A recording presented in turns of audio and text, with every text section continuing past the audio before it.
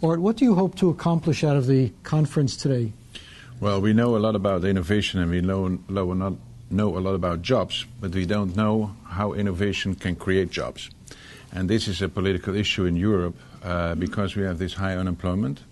So we want to learn more about what kind of innovation policy should be put in place in order to contribute to more employment for a generation that's now desperately seeking for opportunities.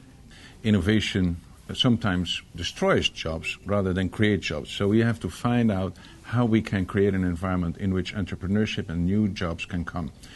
And politicians cannot create jobs. They have to create an environment in which work can grow in an organic way.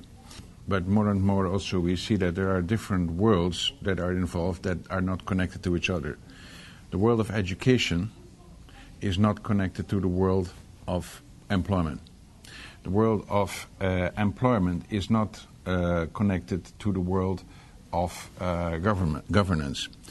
And the world of business is not connected to the world of governance. So to make these people, the different silos, to speak with each other, to find a common language on what a sound policy can look like is extremely important. What we have seen thus far in Europe and maybe in other countries is that politicians in the educational side try to optimize education, but they don't build an education system that creates opportunities on the labor market.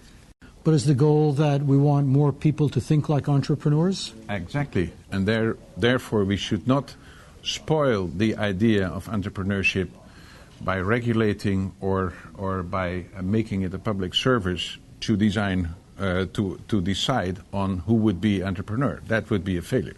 So there is a delicate balance by creating the opportunities, creating a mindset, creating a culture in which entrepreneurship can blossom, but not go too far and not to claim as politicians to create or to design the entrepreneurs of the future.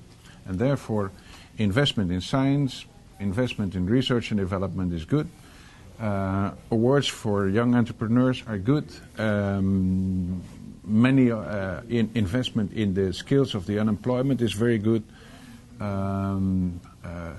Deregulate, free up markets for entrepreneurs is very good.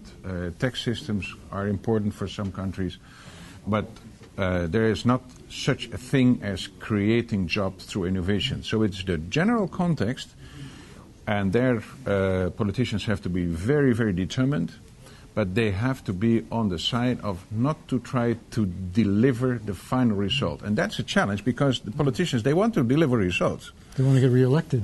They want to get reelected. So I've run a program in my OECD time which was called How to Reform and to be Reelected. It's very difficult because some of the results will come over time after your elections. The classical example is Gerhard Schröder, who lost the election in Germany after he did remarkable reforms which are now part of the explanation for the success of Germany.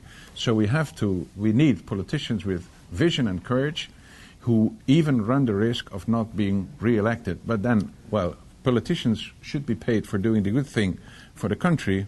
And, even if it takes time for the results to bear fruit, my advice would be, look at the interest of your people for the midterm future. What are you hoping is going to come out of this conference?